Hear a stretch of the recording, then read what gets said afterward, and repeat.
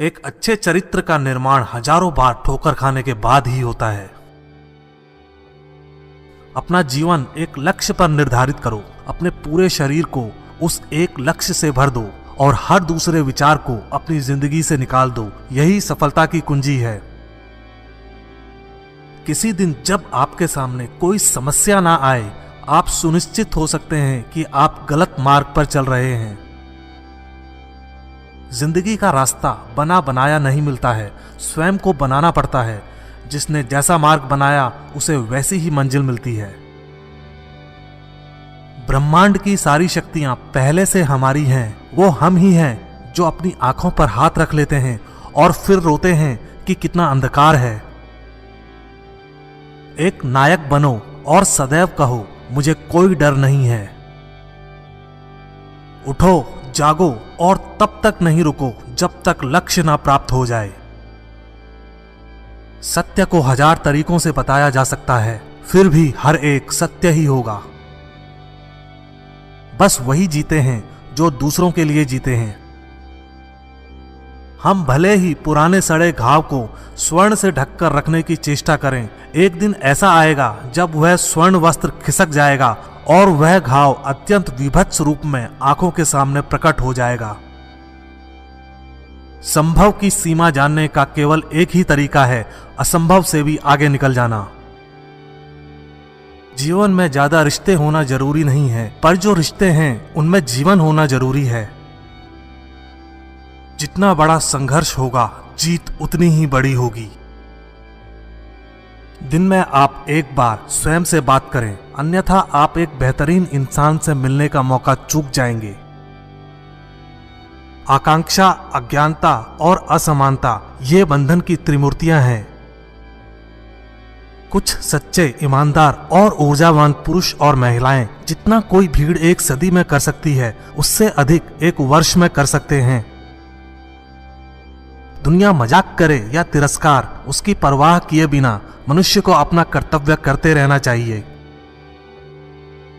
जिस तरह से विभिन्न स्रोतों से उत्पन्न धाराएं अपना जल समुद्र में मिला देती हैं, उसी प्रकार मनुष्य द्वारा चुना हर मार्ग, चाहे अच्छा हो या बुरा, भगवान तक जाता है। उठो मेरे शेरों, इस भ्रम को मिटा दो कि तुम निर्बल हो।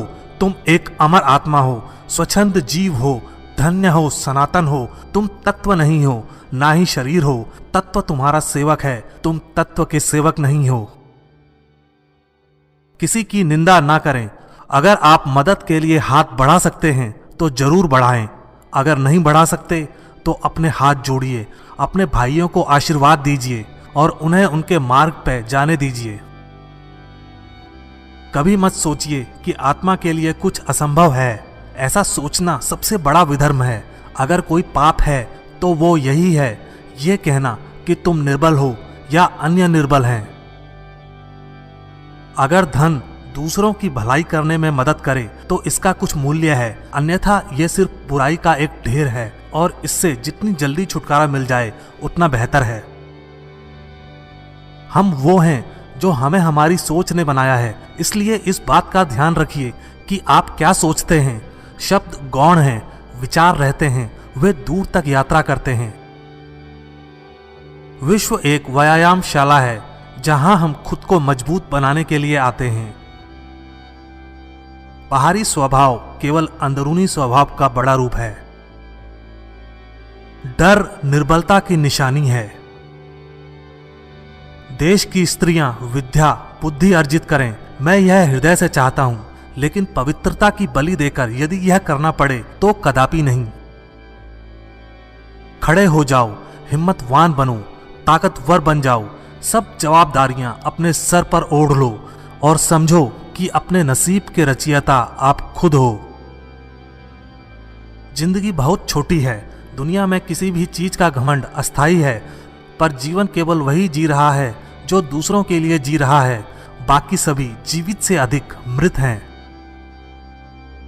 जिस शिक्षा से हम अपना जीवन निर्माण कर सकें, मनुष्य बन सकें, चरित्र गठन कर सकें और विचारों का सामंजस्य कर सकें, वही वास्तव में शिक्षा कहलाने योग्य है।